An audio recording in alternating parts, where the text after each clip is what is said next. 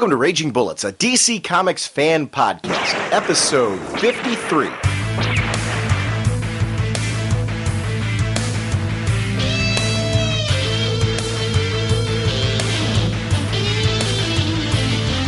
Welcome to Raging Bullets. I am Sean Whalen, Dr. Norge on the CGS forums, and I'm joined as always by my co-host Jim.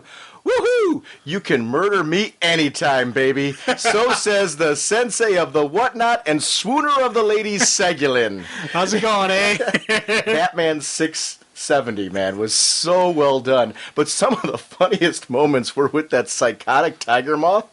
And that guy who was trying to pick up on her, he deserved everything he got and worse. Oh, yeah. He almost needed to be pantsed. When you're that bad with your pickup lines, like... We would like to thank our sponsor for this episode, comichole.com. Whatever your collecting needs, Comic Hole is your source. The Green Lantern Corps, the Dark Side of Green trade paperbacks available. The regular price is $12.99, only $11.04 at comichole.com. From DC Comics, we have the Green Lantern Corps Dark Side of Green trade paperback. In this new volume collecting Green Lantern Corps 7 to 13, Green Lantern Guy Gardner, formerly of Earth, runs afoul of the murderous alien called the Dominator. While Gardner seeks the being's home world of Dominion, the Dominator reaches Earth. Now only a rogue group of Green Lanterns called the Corps has a prayer for stopping him, if only they weren't already dead. And that's written by Dave Gibbons with art and cover by Patrick Gleason and Prentice Rollins. And Jim, Green Lantern Corps for me, I so teeter-totter between what my favorite Green Lantern book is. I'm saying I think that Green Lantern Corps book, just because of the sheer number of Green Lanterns, is edging it out for me.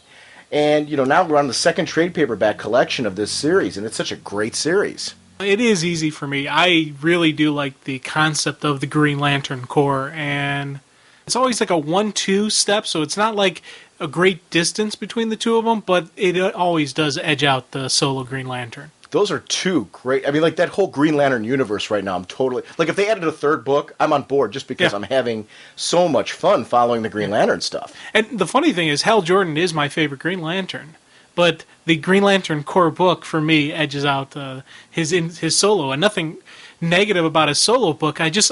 You know, I'm a team player. I like the team stories, and they're really doing well with the dynamics of the whole Green Lantern Corps. Batman Son of the Demon trade paperback is in a new printing. It's regularly $5.99, only $5.09. And this is the one that's basically like a prelude almost to what we're seeing right now, what we're going to be talking about with the resurrection of Ra's al Ghul. This goes all the way back. This is the whole Damian storyline. This was meant to be like sort of an imaginary story, but now it's been brought into continuity. And if you didn't pick up this one for $5.09, Jim, I know you've read it. It's outstanding. The artwork's gorgeous. It's just a great, great read. Oh, definitely worth it. It's a really good, you know, especially now. Even before this whole thing happened, when I read it, I was like, okay, this is a cool story. And now, you know, it's continuity, so it's a neat little backstory. But for $5.09, you can grab the backstory. Right. And it's like you got to grab it. The Atom, Future and Past trade paperback. $14.99 regularly. It's only $12.74 at comichole.com. And this is, Jim, the second collection of Gail Simone's all-new Atom. And with art by Mike Norton, Eddie Barrows, Andy Owens, and Trevor Scott. And this one collects 7 to 11. The Tiny Titan encounters a man with a strange connection to the mysterious time pool and a dangerous connection to the deadly linear men. And... This is, we can't, how much more can we rant about this book? I think we have gushed so much that people are going to get sick of hearing us gush about it, but it's worth it. It is a great read, and these trades are such a great way to pick up, you know, all new Atom, because it goes through the whole, you know, it's bam, bam, bam, bam right there. Well, 2 trades, you can have the first 11 issues. Yeah. So, I mean, but they've got the second volume available for right now, and at that price point, how can you not pick this book up? It is just nonstop fun. Don't forget about the Comic Hole's consignment service. Forget the hard work of selling via eBay. Let Comic Hole do the work for you and send you a check each month. Click on the Sell Your Comics link to find out more. And as always, thank you for your friendship, comichole.com. Hey everybody, this is going to be a very quick addendum. I'm fighting a cold right now, so I'm sorry if I sound a little nasally, but this will be brief. Just a couple quick fun things to share with you. I'm going to be on Marvel Noise. I believe it's this week's episode. David Price invited me, and we're going to be discussing the Messiah Complex from the X-Men, the opening salvo of that particular crossover. It's been a long time for me since I've really delved heavily into the X-Men, but you've heard me mention the Claremont stuff multiple times on Raging Bullets if you've been a long-time listener. That is a very fond set of characters for me, so it's nice to be able to kind of delve into their big crossover. It's their first big crossover, and I believe it's a decade, and I'm kind of excited to talk to him about that. Jim and I both got a chance to meet with Raph and Juan from Geeks United. We are discussing, I believe it's their episode 11. I'm not 100% sure on that, but definitely check out the Geeks Unite forum for more details. Check out Geeks Unite, because Jim and I are going to be on there talking about the Lone Ranger 1 through 6 from Dynamite. And so it's kind of a chance to hear Jim, myself, and a few other people talk about some things outside of DC and have some fun with that. This episode is going to be split into two parts, and that wasn't my original intention, but the best laid plans and all that. What I was expecting to do was we recorded our first, and you'll hear us mention it on this, unedited, uncut listener rant section. We haven't had time to put in the listener comments, and it's something I've been greatly missing. I love our discussions that spawn off of that, and it's mainly just because this school year's been crazy hectic for me. Jim's job's been crazy hectic for him, and it's been an issue of getting out our main content programming and getting those shows and edited and out to you. So a solution, and I put survey up on the forum, was to do an unedited section, and this was supposed to be our first separate unedited section. When we recorded it afterwards, I started thinking to myself, it really does tie in somewhat to our countdown discussion. So I decided to split this episode into two parts this way. Today we're going to be, obviously you're going to be listening to Batman and Action Comics. That's going to be our first part of this episode. Over the weekend I'm going to be releasing, and check the forum and the website, part 2 of this, and part 2 is going to feature our countdown discussion straight into the listener rants. The Action Comics and Batman part was about an hour and a half. The whole episode together was about 4.5 hours.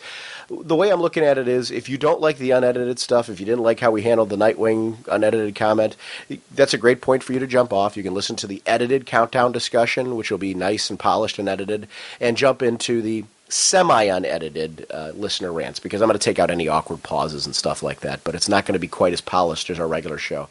This is just a solution to get more listener content back on the show. I miss it. I appreciate the amount you guys participate, and it's just a way to, kind of temporarily get that back into the show. I welcome your comments. Please give us your feedback on how you like the unedited stuff. I'm not going to an unedited show. Jim and I are, as you'll hear from those segments, we need to edit our show, but it'll be nice for you guys just to kind of get a flavor for what Jim and I are like when we're off the cuff and all that. And I'm going to leave that specifically just for the listener rant sections and just to get the listener content. Try to do it once a month, maybe more if possible. Especially if the feedback's kind of high on it. If you guys really are liking it, I don't mind doing it a little bit more, because it does save me some time. I do listen to it all the way through, so it's not like I'm just kind of blowing that off. I'm going to listen to it all the way through, take out the pauses like I mentioned.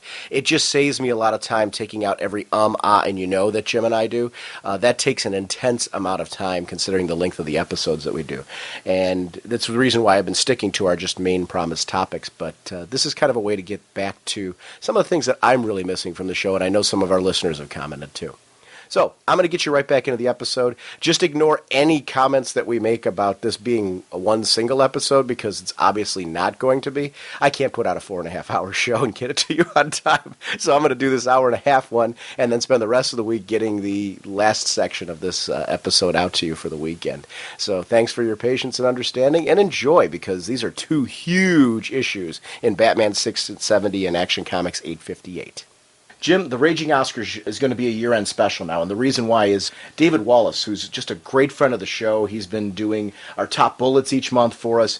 Just let me know his mother's been diagnosed with cancer. Besides the fact that the poor fellow's computer went down, now he has this going on. And really the reason why I'm mentioning on the show is I just want all of our listeners to please keep David's family in your thoughts and prayers, because, like I said, David's been a friend for a long, long time. Top Bullets was his baby. He's been supporting us, and when I heard that, and just to tell you the kind of class guy he is, when I sent him the email, he's apologizing to me for the fact that he hasn't gotten us the Raging Oscars yet, and I'm like, dude,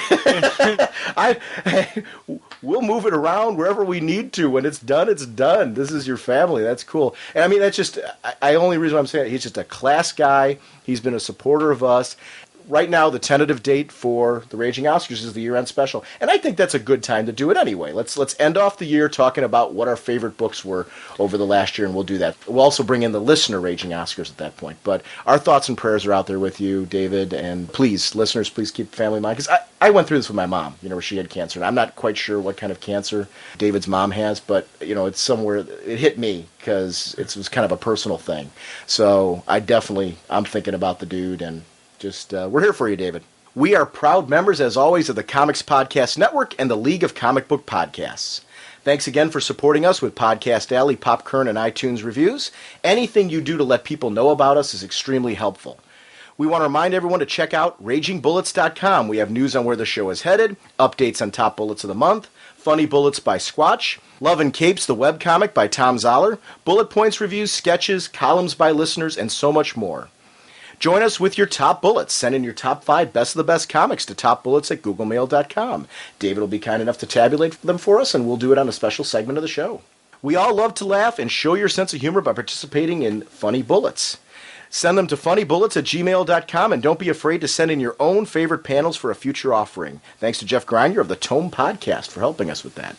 We got a lot of listeners who are doing just nice things for us, Jim. Yeah. This is cool. Please feel free to send us your listener rants, which is a special section on the forum. Shoot us an email comment and an audio comment. We're also looking for website content. If you want to participate in some way, contact us at ragingbullets@gmail.com. We love having you a part of the show. As always, we are a spoiler podcast. We go in depth into plot lines, story twists, and whatnot of the comics we're reviewing. So if we're going over something you haven't read, you may want to come back later so you can properly enjoy the show. You are the swooner of the ladies. Yes, I am. How you doing? Why are you looking at me saying that? Actually, I was looking at the poster of Catwoman over your shoulder. Well, it's Jim Ballant, too, so that would be one that if you're going to say how you doing, that would be the one to do it, too. You know what, Jim, actually, before we talk about Batman, I want to talk about our 100th recording, which is coming up, because this is our 98th recording right now. Next week, we're going to be doing our 99th recording, which I'm trying to work out with Artline. Hopefully, we can get together a Smallville show, which is my goal for next week. But after that, Jim, we're going to be jumping into our 100th recording. Dun, dun, dun! Well, see, back when we did episode 50, I think because we had delayed it so long and all that, and it really wasn't our 50th episode, I felt like it was a good episode, but it wasn't like our typical epic anniversary kind of deal like you and I normally do. We're not doing that for 100. It was funny. We started out, we're doing Batman Begins and Superman Doomsday, for sure. We're also going to do Wonder Woman number 14, because Gail Simone's Wonder Woman number 14 is going to be coming out. And we have been ranting and raving about this book and how excited we are for Gail's run. So it comes out next week. That'll be enough time for people to pick it up and be ready to join us for that episode, to celebrate the fact that we've got Gail on as the Wonder Woman writer, and it's the Dodsons are doing the art. So on newsarama.com right now, actually, if you haven't had a chance to check this out, there is a preview, a 5-page preview of the Wonder Woman number 14 issue. So, and you can see right there why you need to pick this up, because it literally, as of when we're recording this, it was posted today. So I couldn't wait to rush there and see it, and I won't spoil anything for you, Jim. You can go read it yourself. But it looks great. The dialogue's great. It just feels like a woo.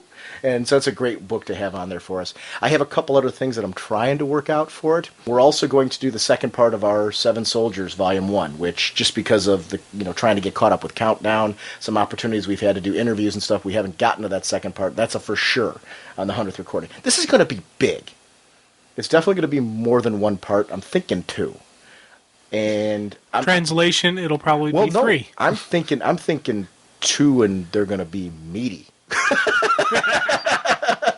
I don't know. We'll see what it looks like. I mean, if we have like an insane amount of content and we have to split it over 3, I'll do that. But I'm thinking they're going to be meatier than our normal shows. So, because it's an anniversary and I want to celebrate, so we're going to do all kinds of stuff for that one. I'm excited.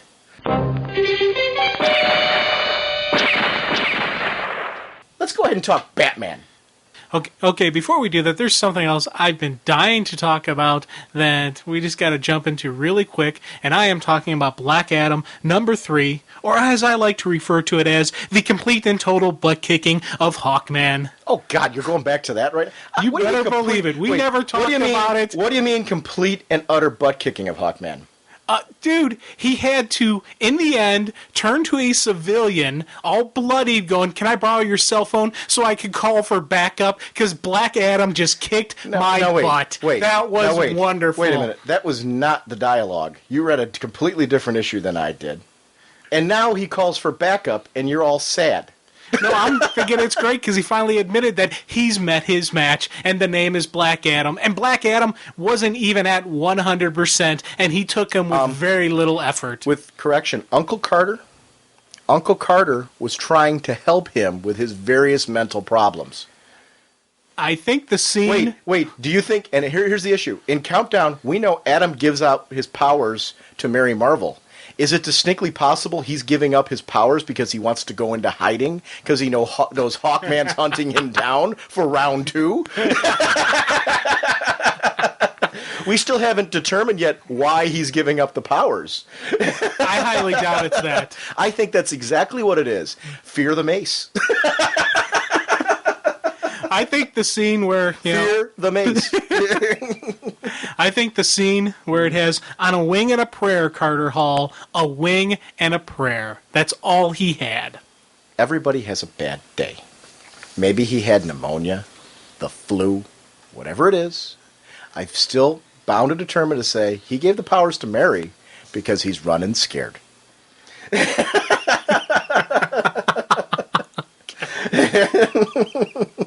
You know what? As long as you're ranting about that, actually, there's a book I'd like to rant about. I got the hardcover for Shazam and the Monster Society of Evil, and on our last episode, I did do an ad for it for Comic Hole. But I just want to do a quick rant. When we talk about all ages, a lot of times there's that stigma that when a book's all ages, that it's a little watered down. It doesn't have that. I'm not saying that's true, and I'm not making a commentary about that. I'm saying that I think that's just a general feeling, like you're not going to get the kind of edgy material that you would get in the regular continuity stuff. And that's so wrong. When you pick up this Shazam and the Monster Society of Evil, it's done by Jeff Smith. In the back, he talks about his art styling and what he was doing in this book, and how he inked the faces first, because the faces are where the action is and everything. This actually is an origin story. You get to see a very young Billy Batson becoming Captain Marvel, and there's a duality to the character. Like, Captain Marvel's actually his own entity. And it's a symbiotic relationship where it's not always a perfect match. The person can reject the nature of Captain Marvel and all that. Basically, it's a serial that was released way in the past, and they're modernizing it for today. There's some commentary on our current government. They show the origin of Mary Marvel. When Mary Marvel gets the powers, she remains a little girl because she gets them by accident from Shazam. And there's these bits where she starts flying, and it's, if you've seen The Incredibles, remember the little boy you've seen The Incredibles, right? Yeah. Remember the little boy, the son who was the speedster? Dash, yeah. Remember how excited he was and energetic, and he just made you feel like, darn it, it's cool to have powers. That's Mary Marvel in this. Just so exciting, so fun, so energetic. It makes you want to throw on a cape and go run around, and I did. But Mr. Mind's in it. Dr. Savannah's in it. Just main characters. There's the Sobek-like creatures are in this book. It's a very smart, very intelligent story. It shows a true hero where there's points where Billy, because of the nature of the situation, has to make a choice to not be Captain Marvel and to do things as Billy Batson, which makes him incredibly vulnerable. If you like movies like Goonies and stuff like that, where you see kids taking on a really cool role with a good sense of humor and high adventure, high action, you like some pulpy content and all that, this is the book for you. The artwork is absolutely stunning.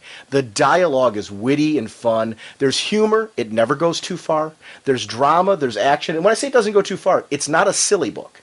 There's humor, it's fun, you chuckle, but you never get taken out of the fact that they're in grave situations. It's a very big story. They show in the back the work he did in New York to get the scenery just right. He went to Central Park, he's taking pictures, and it was so neat to see the creative process that went into this book. I can't recommend this more highly. The actual dust jacket unfolds. The 4 covers of the original series, where you put them together, and it's one of those where it makes a giant poster.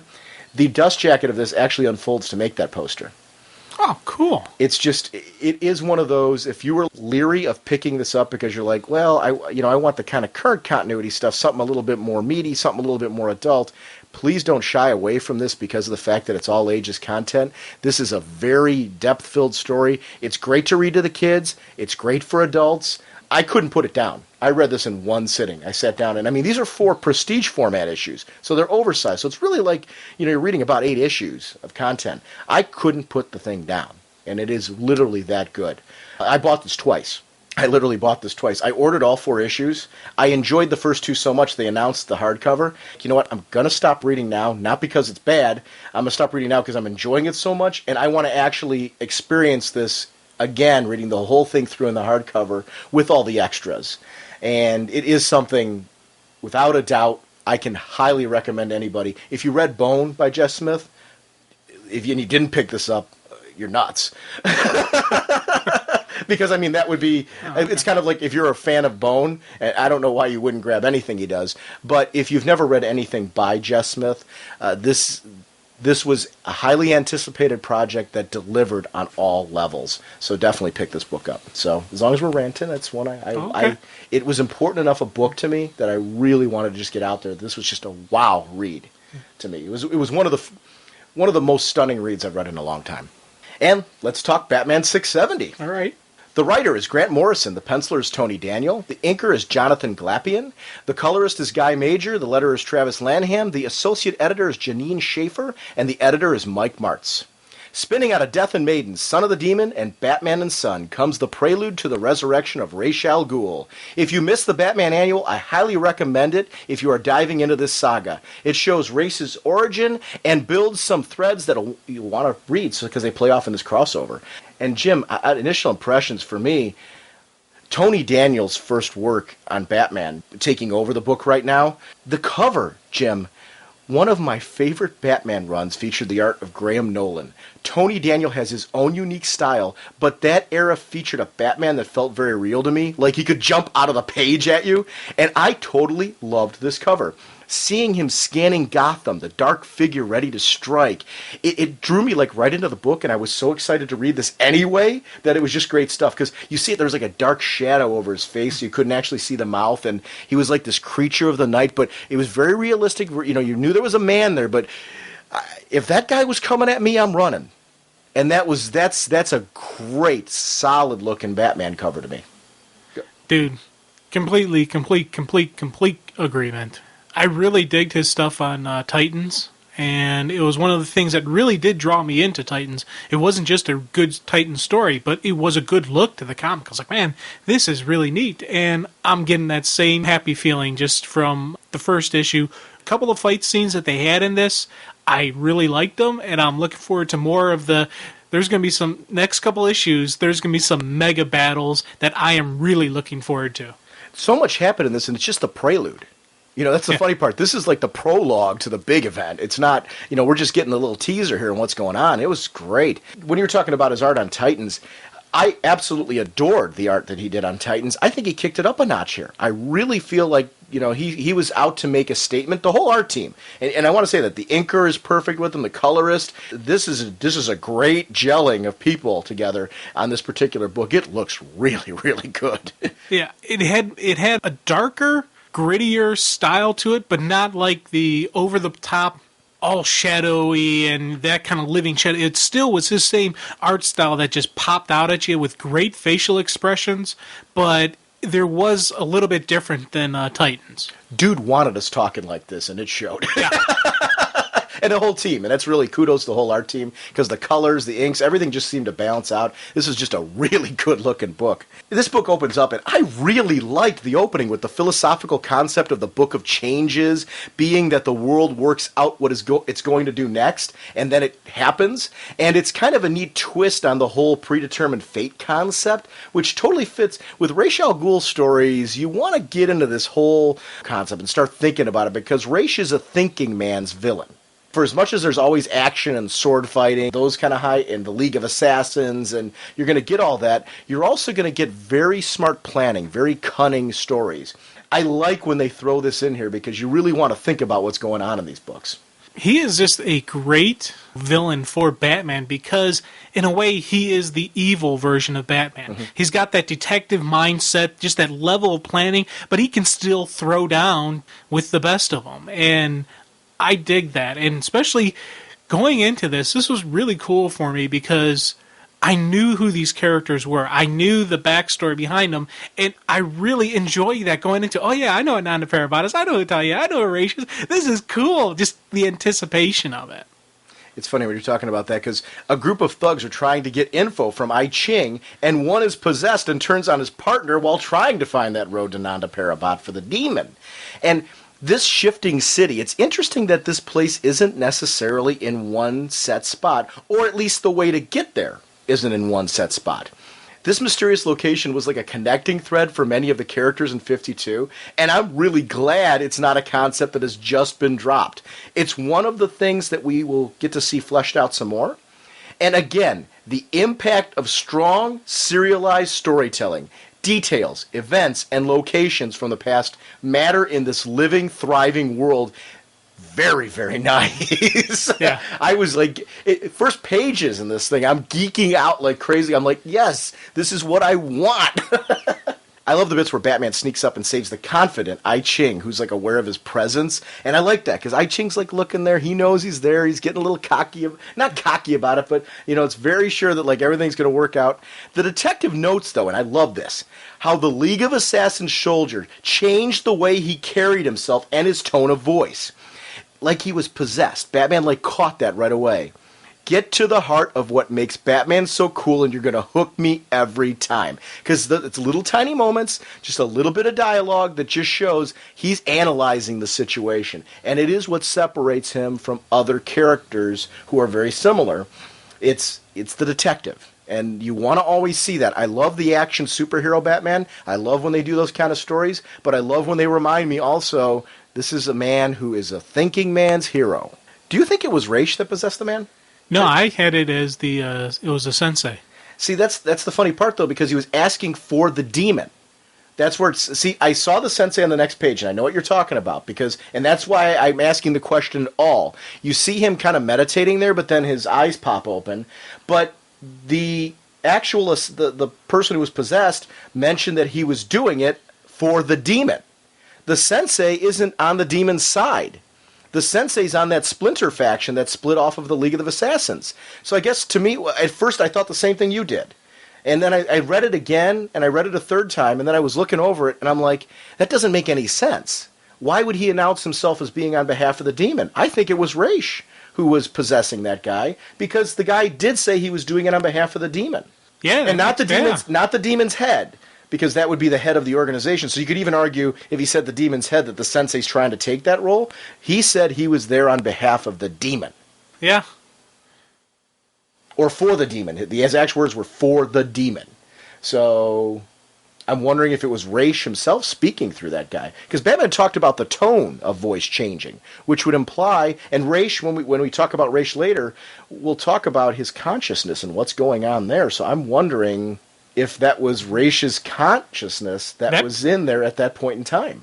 Dude, probably. That makes a little bit more sense, going on with like the next sequence that we see. Yeah, and what happens and where the body that actually we find.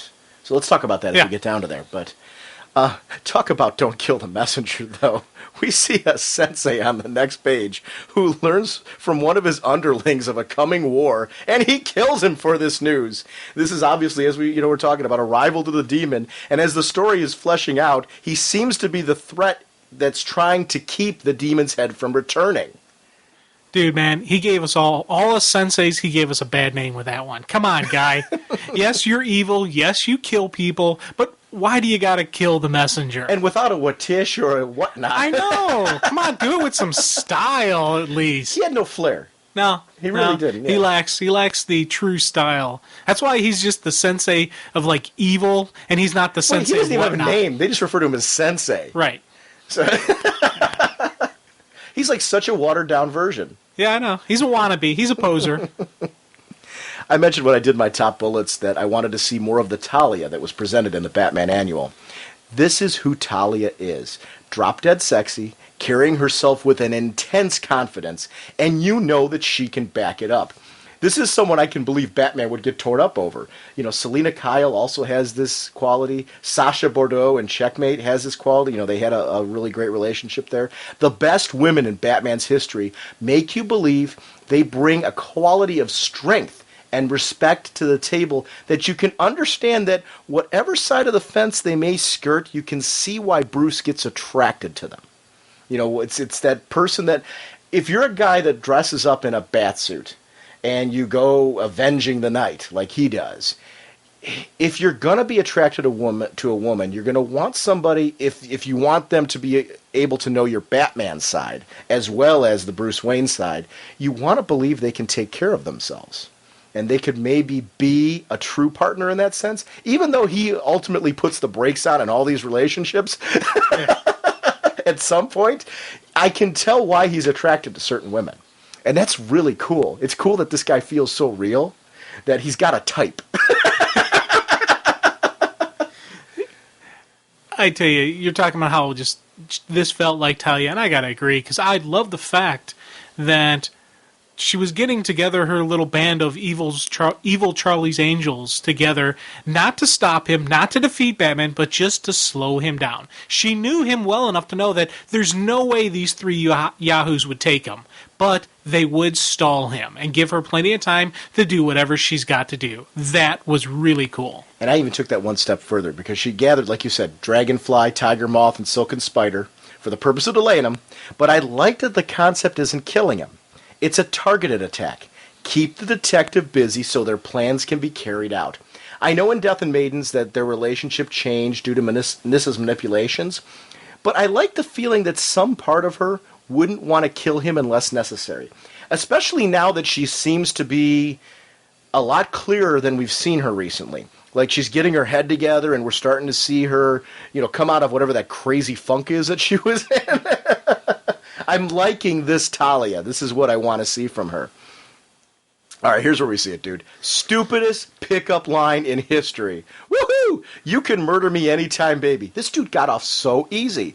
And I love this. Did I give you permission to crawl away? Not only should she take the guy down to the point where he's got to crawl, that's the only way he can get away, she's mad that he's like crawling away because she didn't tell him he could. Talk about, you know what? There's a girl you don't want. If you're going to date her, you're either going to marry her or give it all up. Dude, man, I tell you, justifiable. I don't think you could convict her of any wrongdoings. That dude had it coming. Yeah. Oh. You know what? We've all been there at a time where somebody's done a stupid pickup line like that. And what ticks me off even worse is when you see a guy do a dumb line like that, and the girl says yes, or, you know, she buys into it all. Yeah, like I said, he didn't deserve to live. Oh, yeah. I like how they set up this delay at a public event, dude. They were very flamboyant and made some noise that would bring the bat running. Again, Tony Daniel and his crew are in the house here. Just a really nice art team. Batman looks really sharp as he has that determined look on his face. In the upper part of that, like, half, you know, 2-page spread, you see him just, if the flowing cape across those 2 pages, like, this is just stunning. Dude, man, I heard the kind of sound, you know. I mean, that was very cinematic looking. Batman controls the situation by using gas to take out the other two, leaving only the Silken Spider to interrogate. And when he tries to get info on Talia, he gets a shock. They are working for the Demon's Head, Ra's al Ghul, not Talia. And Bruce missed some form of resurrection for the character. I was like, whoa, what's going on here? Here's one thing I had a slight issue with that maybe cleared later very easily. If Silk and Spider gave up information that Talia didn't want Batman to know, I would have an issue with that. But if this was all Talia's plan to throw him off balance even further by throwing that out there, then I'm like, bravo, kudos. But Talia didn't know at this point, dude. We saw Talia find out after this sequence. Talia had no idea. oh yeah, shoot. Okay. Remember, Talia in this next segment, dude, is trying to figure out who this dude is. She doesn't know Dad's back. Oh man, wow, that's really even adds to just the level of what Ra's al Ghul was doing, because Talia's thinking she's in charge of the operation. I can understand your issue, and to further take it further, like, with the intimidation of Ra's al Ghul, you would think that they wouldn't have revealed anything, but I'm still, I think that was put in place for us as readers to tease, like, this guy's back, and just to get Batman's reaction on the whole thing. Because Batman doesn't totally believe it either at this point. So they're throwing out info that Batman doesn't believe. They're throwing out info that Talia doesn't believe. Even when Talia is confronted by him, it takes an awful lot for her. And let's talk about that. Because we see Talia again, and this time she's got the mummy figure wrapped up who's dressed very similar to Ra's al Ghul. And he's claiming to be her dad. He explains he's been crawling around bodiless, but it's him, which then that goes back to the whole Sensei bit in the beginning. I'm like, all right, if he was bodiless, and this body that he's in, we'll find out later whose body it is and what happened there.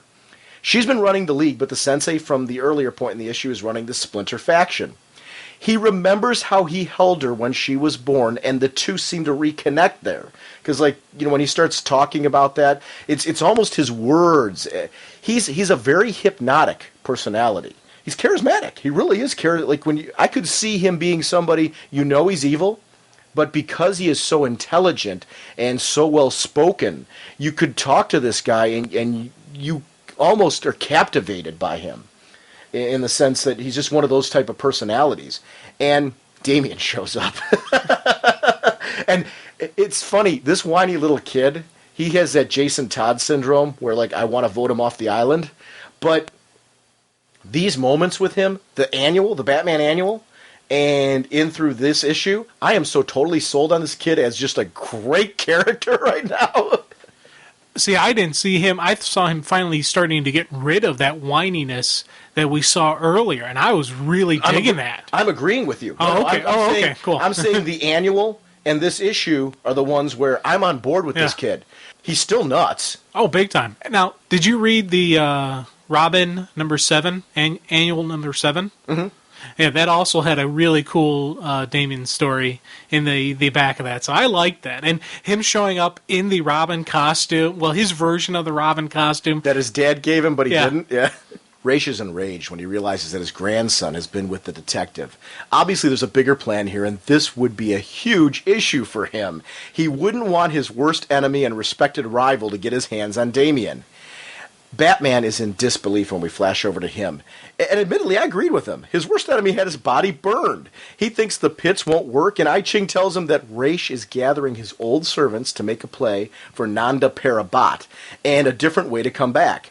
His conscience is around while his body is gone. And that servant that I'm talking about that he gathered is actually whose body is in right now, we find out. So that's where, timeline-wise, I'm placing this, that the servant unwillingly came. Ra's just kind of jumped into him after what we saw earlier in the issue, and that's what we're facing right now. This is starting to feel like a Hong Kong action flick to me, and I really like that. The 7 Men of Death, the Sensei is gathering his greatest warriors to put Ra's out of action and maintain his bid for power over the League of Assassins. This is a major coup.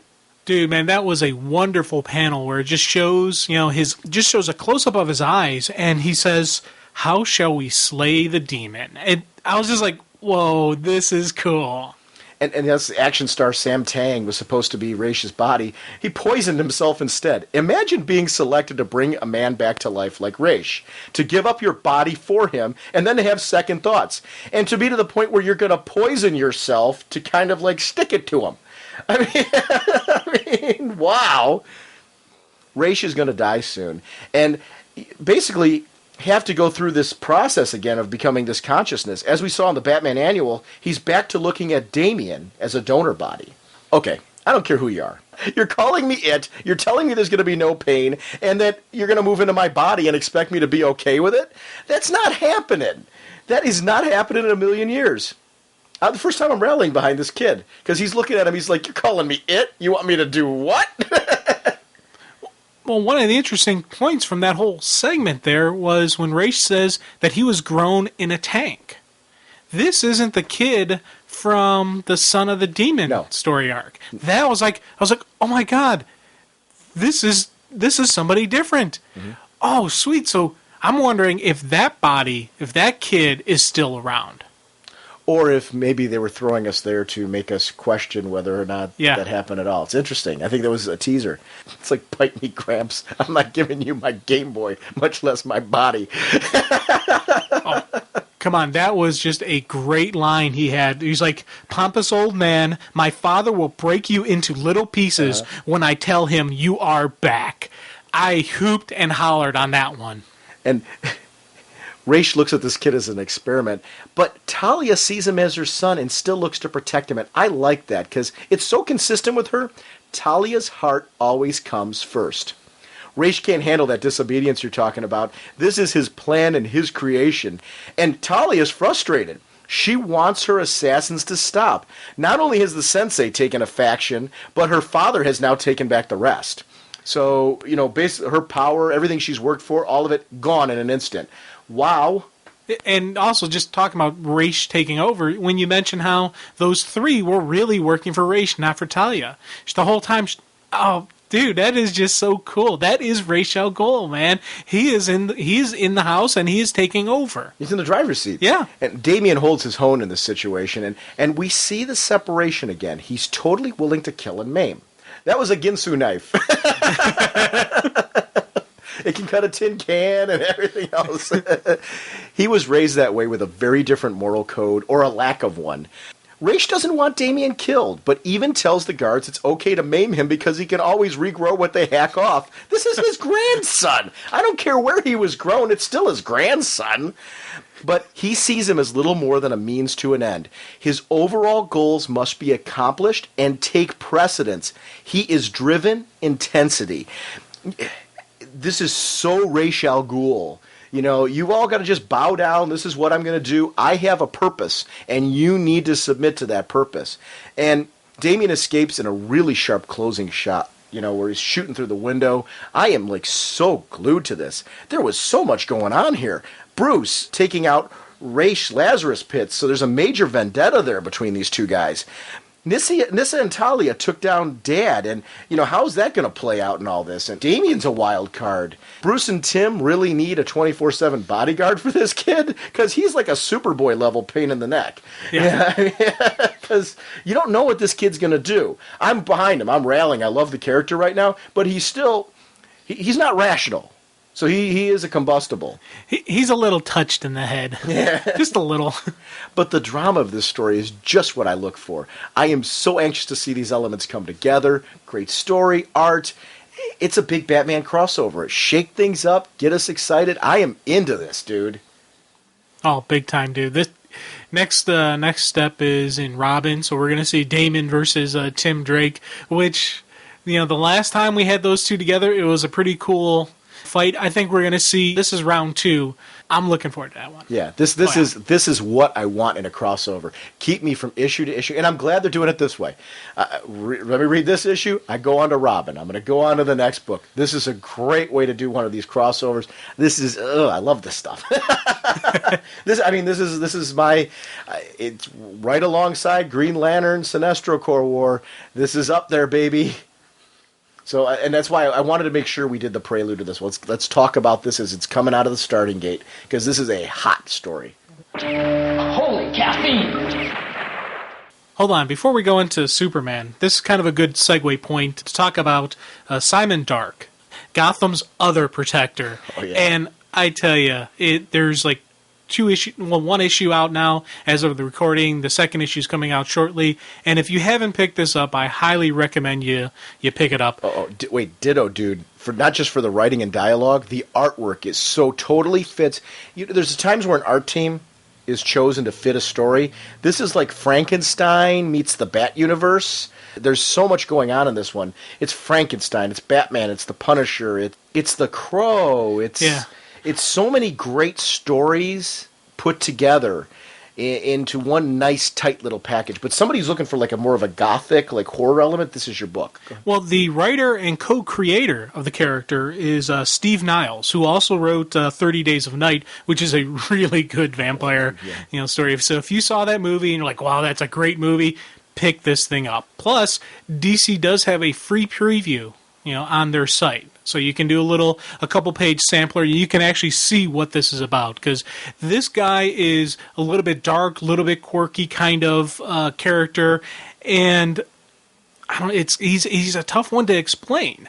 It's one of those things where the action and the art kind of mesh.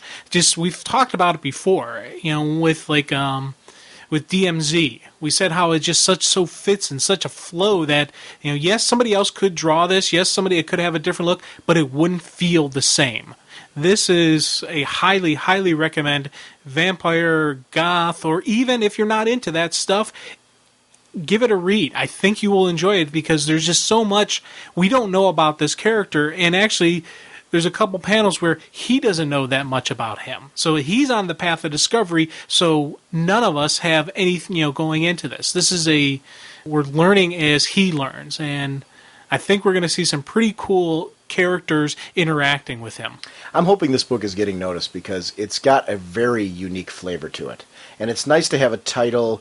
It's not fair to call it just a horror title because it's really not. It's a good... You know what it reminds me of? It reminds me of books like Starman, of All New Adam, of certain books that, like, they're a little outside the universe, if that makes sense. Like, you can see this one having very much its own identity. Fallen Angel, when it was at DC, had this quality. It still does, but I mean, when it was a part of the DC universe, you knew it was part of the universe, but you're not going to see a whole lot of crossovers with the book because it just has kind of its own unique flavor. So people who are looking for a book to jump on that you can kind of just follow and not have to worry about like a ton of crossovers with it, this is one of those books that I don't see crossing over a whole lot because it's just it's kind of its own flavor, its own unique thing, and it's great.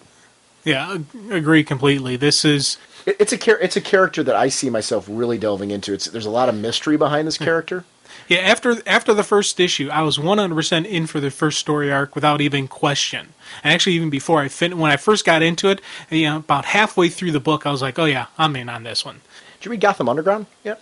No, I haven't read it yet. And the second issue of that's come out, and I haven't had a chance to read one or two yet. And that's a great one. It kind of takes a look at, it's going to be an 8-issue series, I believe.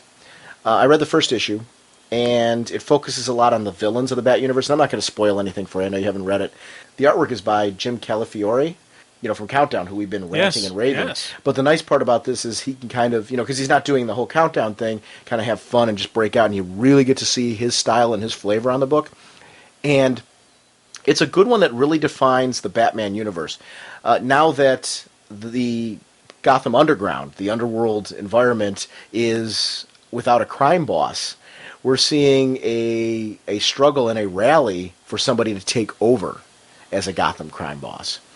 And I'm not going to say anything more than that, but this is a good one if you have any interest at all in what's going on behind the scenes in the Bat universe.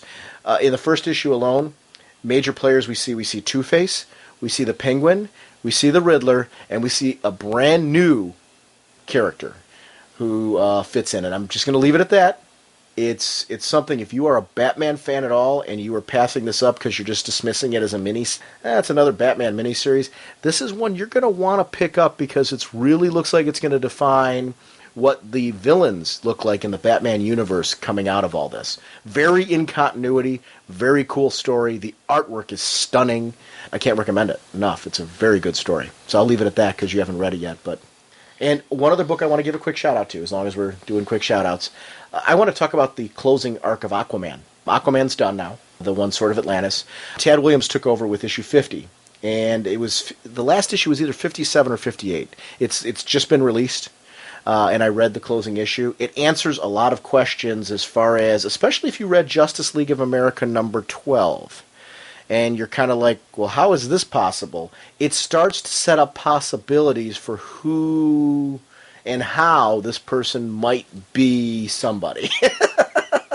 And I'll just leave it at that. If you've read JLA number 12, there was an Aquaman in that one, and there's a big question mark on why is that happening, and this answers some questions on some possibilities there.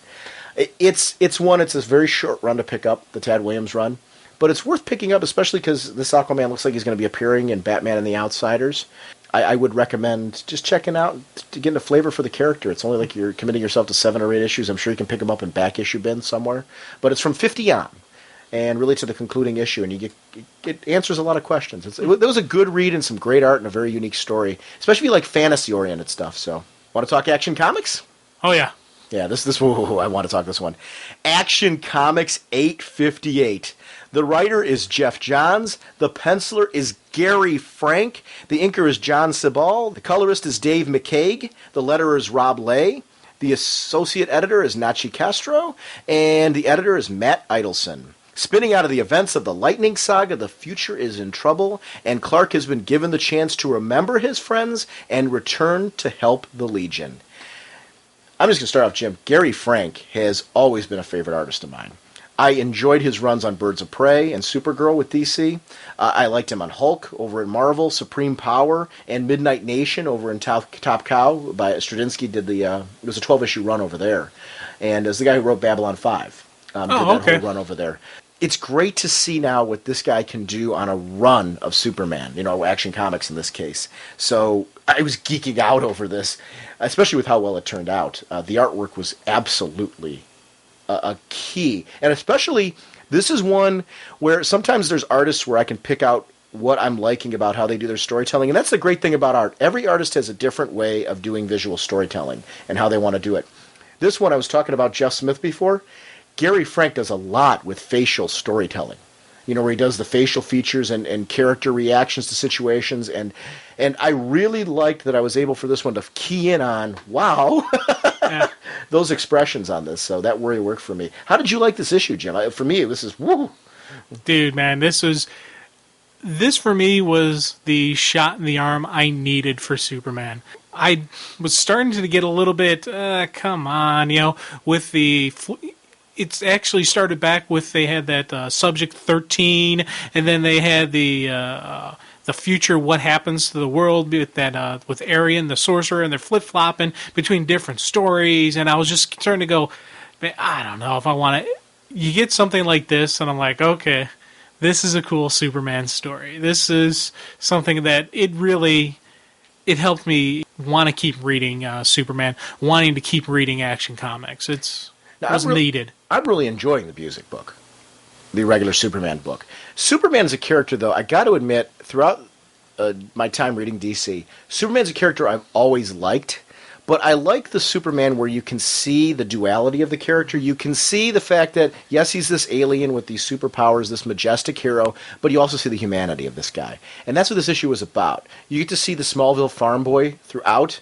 You also get to see the superhero and that ideal that we all want to be. And that is one of the keys that it's pivotal to me on this issue and why I just enjoyed it so much. It's funny, this book has gotten me psyched to read just any Superman I can devour right now.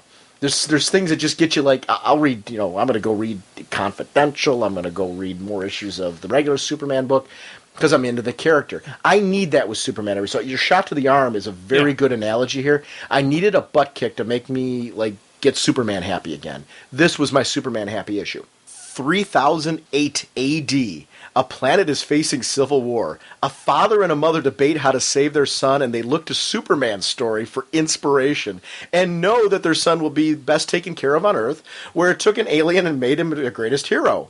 Who wouldn't want there for their child? If I'm going to send my kid to foster parents, where am I going to send them? Well, hey, look what happened to Superman. Especially in this kid's case, it looks like this kid will eventually have powers, and, this will be good for him. The baby has a safe journey to Earth, very similar to Clark's story, and even lands in Smallville, where he's found by June and Mara. And this is where the world has taken a turn to the horrible. And adds the mystery that it was been built up during this saga, because you see that June pulls a gun out to kill the baby because he wants to obey the law. Someone wants the legend of Superman to die out. And why? Have they changed the legend? Is that what's happening? People see Superman's legend a different way? To what end? What is the purpose here? What is going on? I got my own suspicion here, and I'm probably taking a major leap right now. Anytime you're talking Legion and major events like this, I'm thinking Darkseid. Is that what you were going for, too? Dude, that's exactly where I was going. And it's, I tell you, I howled out loud when I read that, this whole sequence. I'm like, wow, they're, doing another version of Superman. What the heck's going on here? And we do whatever law-abiding citizens do. We kill it. I cheered. I laughed out loud. It's not supposed to be a funny moment, but, dude, man, that was just great. During the Lightning Saga, Clark's three main friends had to stay behind because of how bad things were. And we're starting to get a taste for that here. Back to the present day, Clark is the nerd of the office, and it totally fits. He behaves strangely and dresses the part, and I like this dynamic. It adds weight to his not being Superman. Forget the look and all that stuff. This is a guy who rushes off at weird things, and he does weird things, and he just is awkward and behaves strangely. He's the kind of guy that, unfortunately, would be very hard to become friends with. It would take some time. It adds some weight, though, to Jimmy Olsen, because Jimmy's a stand-up guy. Clark might be an oddball, but he sticks by his friend. And they're ignoring him for the party and all that stuff, but he's like, don't worry about it. I've had that same thing happen to me. It dawns on me that in this setting, the discussion must be when they're, in the elevator, why is Lois married to that weirdo? Yeah, I tell you, that was... It kind of threw me for a little bit, when I saw the geeky, the nerdy Clark, because I do kind of see him as a little bit hipper, just because, he's married now, and I figured he would just have a little bit more of social skills and whatnot in dealing with these other office people. But it is such a classic Clark moment, and some of those, we're talking about facial expressions, some of those expressions when he was looking at his tie, looking at the stains on his tie and all that, he so reminded me of Christopher Reeves. It was scary. I actually heard his voice when I was reading it. It was just such a wow, this is cool. Yeah. And I want to actually see, we didn't see it in this issue, and I don't think we're not going to see it in this storyline. I do want to see his interactions with Lois, this particular Clark. Just to see what that looks like coming out of what's going on right now. Jimmy gets reamed out because he missed the big front page photo op for General Zod, and I want to read that annual. I got to say that's one where I'm still excited for that one. I really want to see the end of that story and how that all plays out. So this is one, it's funny, this issue was so good that it brought back my interest in the annual, where I was kind of before very I'll read it when it comes out because I want to read the end of it, but I'm not clicking my heels together, going crazy. I'm back into, I want to read that bad. Yeah. And this is this issue. And you've mentioned the facial expressions, so totally what worked here. Perry's reactions. Jimmy's deer caught in the headlights, nervous look over the messed up picture. Clark's reaction over the mustard on his tie. This felt like a special issue from page one. Page after page after page. The whole next sequence was really cool. We got to see how Superman sees, and this was one, this blew me away. We got to see how Superman sees his world through his eyes, and I really liked that. We were there looking through them. I'm sure it's been done before on some level. I'm sure I've read it on some level. This just stood out for me because I don't remember it hitting me this way.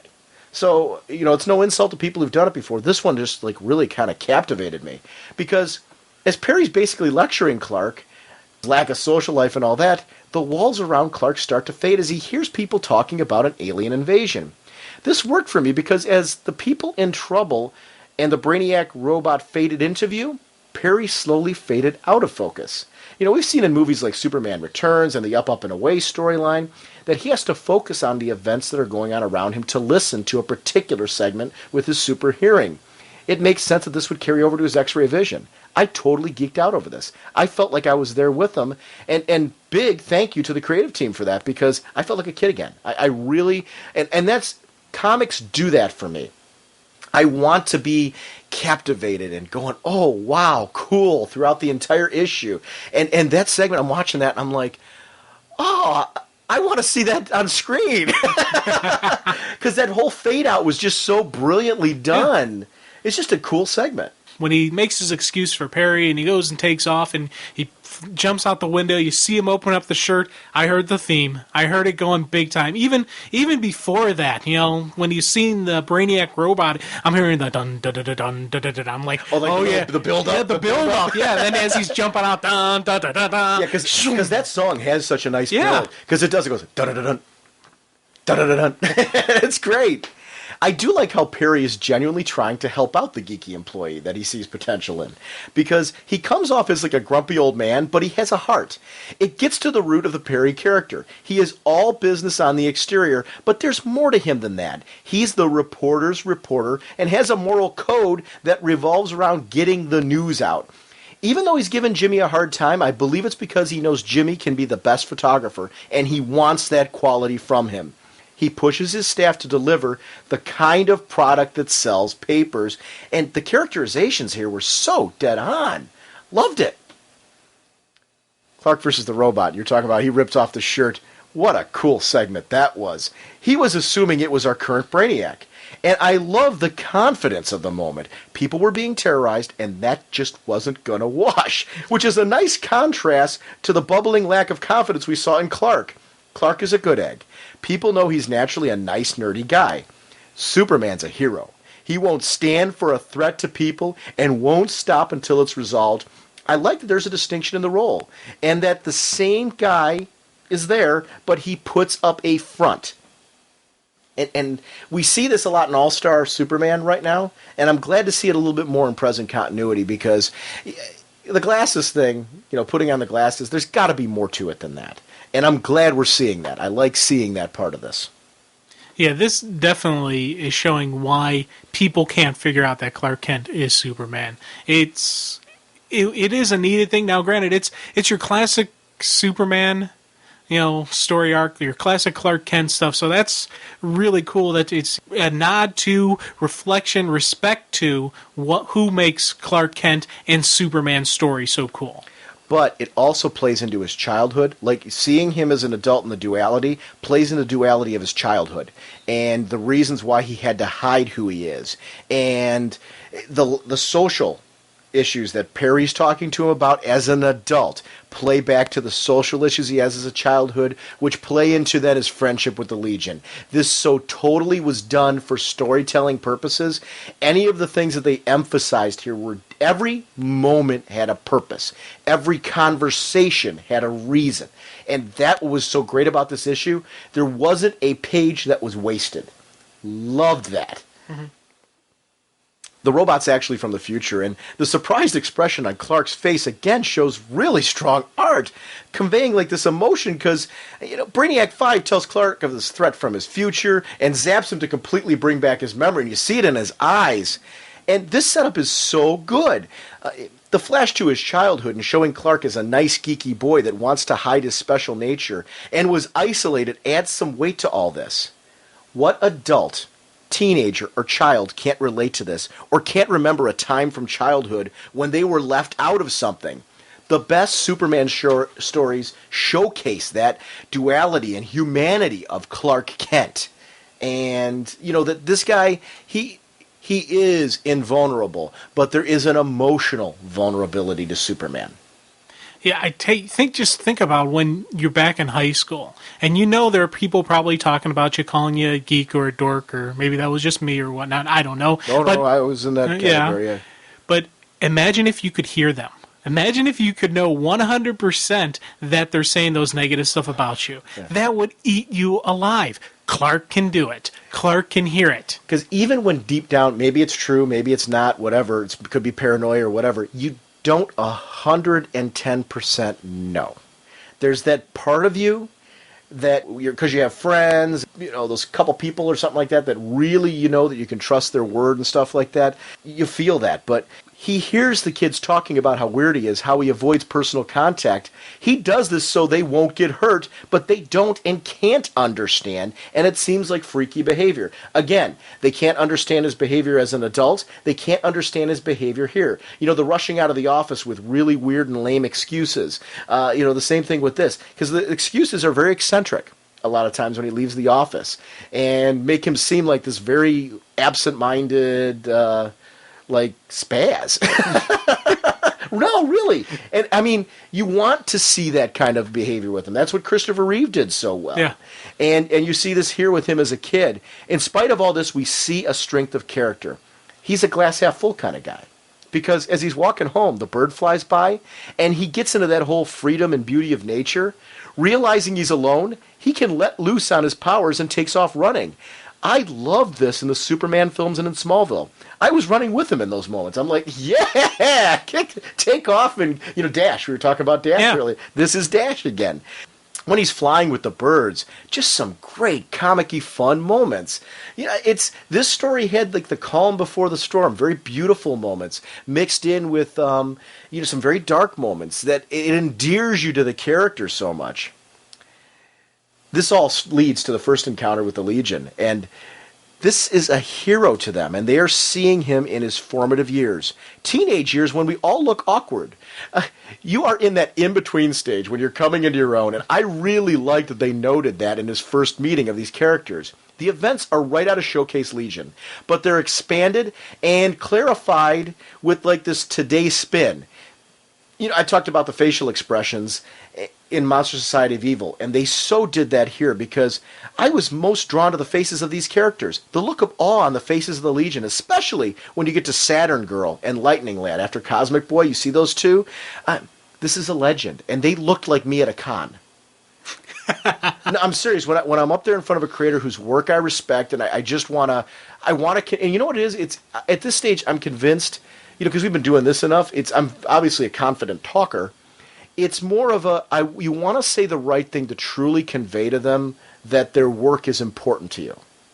That they've spent this time, they've made this career choice, they put the effort, and the people who work on these books and put them together, you want to say, thank you for giving me this. I mean, look at we're geeking out right now.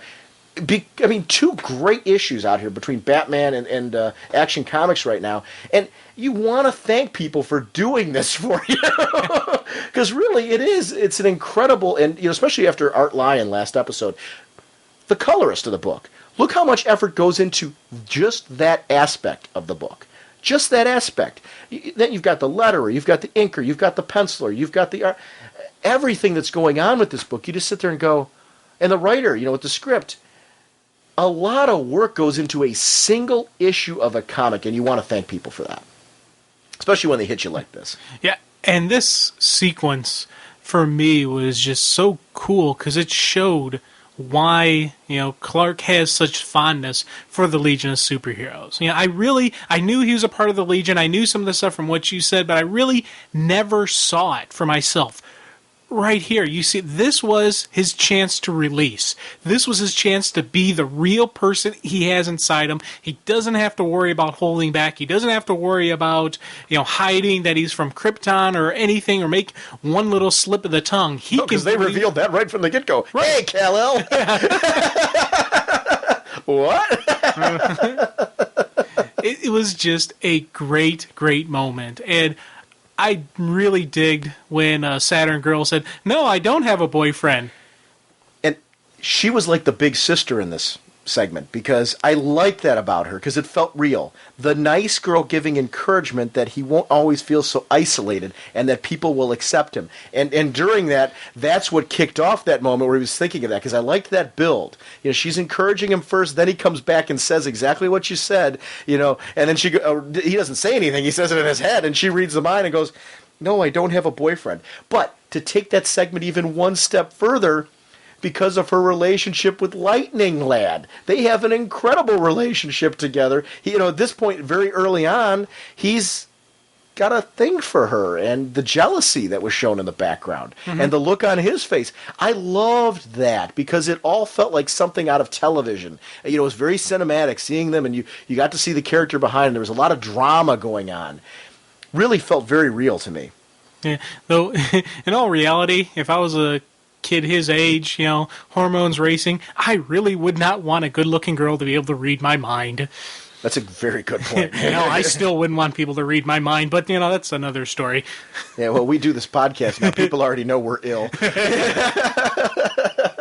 I've got all kinds of issues. And we've got 98 episodes to prove it.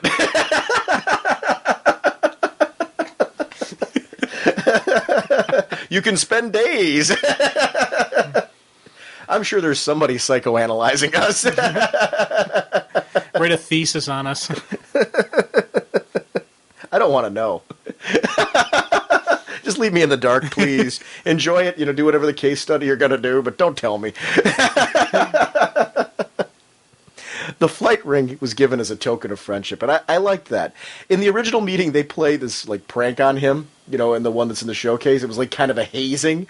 And it's a great story where Clark shows true heroics, and this version is modified, though, because it shows his need for friendship, which is friendship is an important theme here that needed to be established in the beginning, showing that he doesn't have too many friends, that you can really consider friends where he's totally able to let down his guard, as you mentioned, and just be himself. Not have to worry about identities or anything like that. These were the first people that really helped define who he is. I'm so glad this served as an origin for new readers, because it teased us a little bit in Lightning Saga, build and develop here. If you read Showcase Legion, this fits very, very easily into the initial Legion stories. They did today it a little bit. It's not, you can still read those books and go, this is the same story, to a certain extent, just with some expanded dialogue.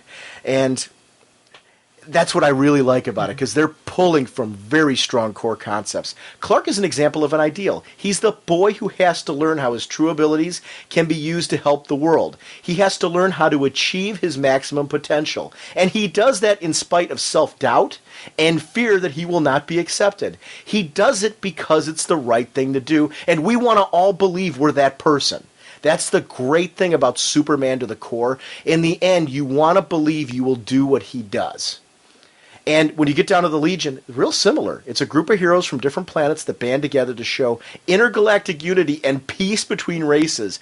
This is an advanced concept. We all dream of a future where society is advanced to a utopia of sorts, and the Legion's striving for that. So this is all about ideals and what we want to believe is going to happen. The best comics, the best superhero comics, are the things that you want to strive for. I was throughout this whole thing, I'm yes, yes, yes. And you're right. When you said this is the one that gave us that shot to the arm for Superman, I needed this so bad. And it's really actually, I'm finding myself, I'm Superman happy right now. Mm-hmm. I want to read more Superman. I'm going to be reading the music book. I'm going to be reading, I want to devour this character again. And that's what's great about a storyline like this, when it gives you that little shot of adrenaline you need. It's a rally. It's a super rally. Turn the caps backwards. It's rally time. We all learn along the way that the future has taken a turn, and this story is of the secret that was kept from Clark for his own protection. Great looking spread of the Legion team, dude. They look like they are so proud and happy to be a part of this team, every one of them. I want to paste myself in this picture. This again adds to the contrast to the darkness that the future has become. How did things go so horribly wrong, and who is responsible? I ate this up. Because that whole 2-page spread, beautiful, stunning art. Recap of the Lightning Saga and the attempt to tap into the Speed Force. It's a failure so far, and they wanted to leave Clark out of it, but things have gotten so desperate that Brainiac 5 thinks that he needs to bring him in. Clark doesn't even hesitate. The Time Sphere appears, and he's rushing to the aid of his childhood friends. The band is back together and in need of its lead singer, and he's there to get on the mic. I was yes! Dude, classic Superman. He's, Brainiac 5 is giving him the warning. I must warn you. He's like, my friends are in trouble. I'm there. It just, dude, that was just such a cool moment. And it was all the more interesting and powerful because of the build-up to that point. getting to see who this guy is through their eyes and through the eyes of others and the duality and what he's gone through and really kind of getting attached to Superman again in this story. You know, we've been talking about how we'd like to see a little bit more of an origin of Superman. This was a great way to give us an origin of Superman, a partial origin within this issue, because it really did help us to identify with who he is right now, who he is in this universe right now. Everything that's happened post-Infinite Crisis is kind of a, hey, this is who the dude is. Up and Away did this did this, and these are the kind of things that I love seeing from Superman. I love how the future tech blows up, and that was really important to me because Brainiac 5 thinks of everything. They can't tamper with the past. Leaving advanced technology lying around, you know, for people to find is a big no-no, and Brainiac 5 would not allow that to happen. He's always thinking on multi-layers and multi-steps ahead of people, and he comes off as cocky, but he comes off as cocky because he knows to cover for everything. Clark puts on that Legion ring, dude. The future always had, like, you know, these amazing museums and statues, but you see him put on the Legion ring before he even gets there, and I'm like, yeah! The statue that was there, dude, it's covered in graffiti. The science police are ready to take him down just because of the outfit he's wearing. Talk about arriving to a world gone wrong. This is like Planet of the Apes. You know, very much where you're... Yeah. He's like, where am I? This is not the future that he knows. It isn't until Colossal Boy shows up, and then Dawnstar and Wildfire. And I say it again, Wildfire is my favorite Legionnaire. I absolutely love the way he was drawn here. Previous stuff, the drawings, yeah, he was a kind of a neat, all right. This one had me going, wow. Just the more mechanical, more technical, it looked more like a power suit. The fire / energy, whatever that is, that goes, that flows through him. It looked like living energy within that containment Do you suit. know why there was the different outfit? No idea. Because if you took a look at the roster of the Legion, that was his old outfit. He had to be wearing that to fit in as one of the statues in Lightning Saga. Oh, okay. Remember, they had him, he was one of the statues. That was how, remember, what was it, Cyclone? That I think saw him there? Yeah. Why are there two of that guy? Yeah. He had to wear his old outfit in order to be able to hide in there. Now that they're back into the future, and I liked that Dawnstar was wearing a little bit of a different outfit too. They showed that time had passed, and they were wearing more, you know, like futuristic, tuned-up outfits to show that this is a little bit of a... And they were darker outfits. If you notice, the color tones were different in the outfits. The overall look of them, they looked more battle-ready versus being the Legion that we saw in Lightning Saga.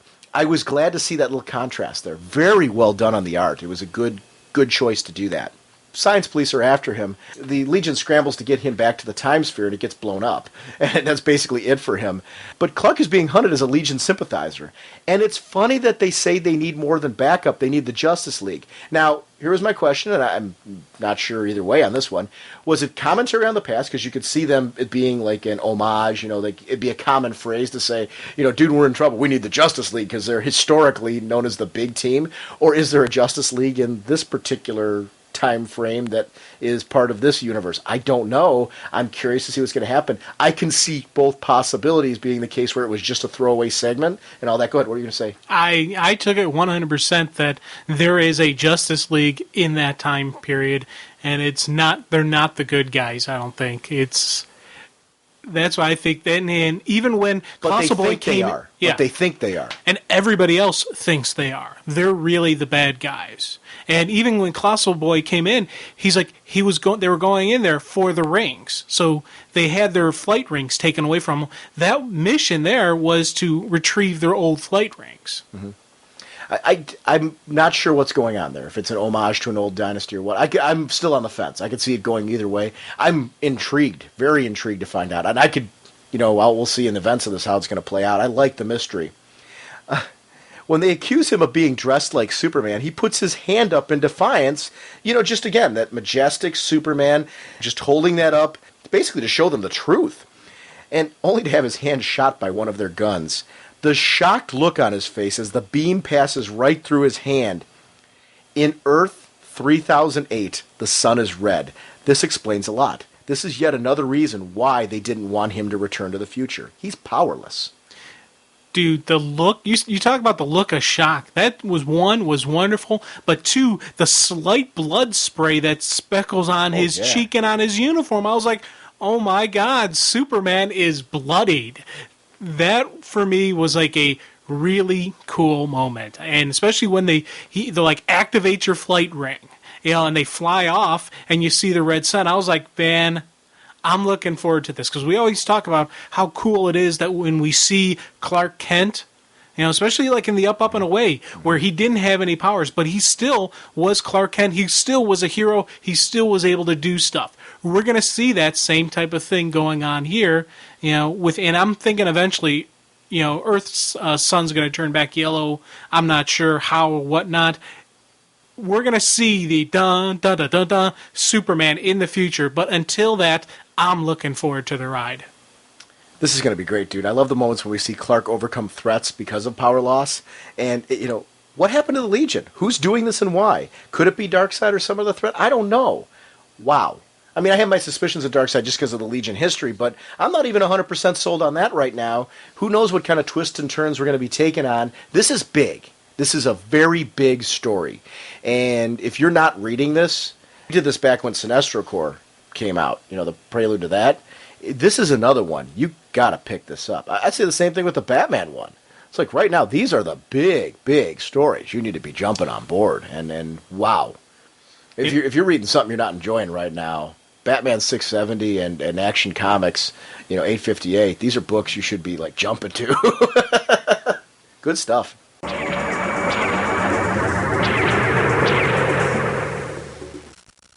Just one more quick reminder, once again, we're cutting off for now. Jim and I had originally intended this all to be one episode, lead right into Countdown, and then the listener rants, and that's not going to happen. What's going to happen is the Countdown's going to stay with the listener rants, because it does make more sense, and when you hear how that kind of flows into there, you'll see that a lot of listener rants revolve around Countdown, so we do refer back to our Countdown discussion, and it makes sense to keep those together for people who maybe just jump onto that particular episode. So that's why I'm making that decision. So the second part, it'll be 53B, will be out this weekend. Just pay attention to the forum and the website, and I'll be happy to keep you updated on the progress. It's going to be sometime, probably Saturday or Sunday, just depending on what my week looks like at school. So thanks again for your patience and for tuning in as always. We greatly appreciate it. You guys have no idea how much it means to us to know that you continue to stick with us each week, and we'll see you next few days. Bye. I dig the that is always it's yeah, and team right, and the tiny titan encounters a man with a strange connection. Here you guys hear you, but it'll be very similar to the Nightwing segment. So groovy, as unedited as we can, I guess. It's not going to be completely though. So do you want your spoiler warning? Want to talk Batman? Yeah. All right.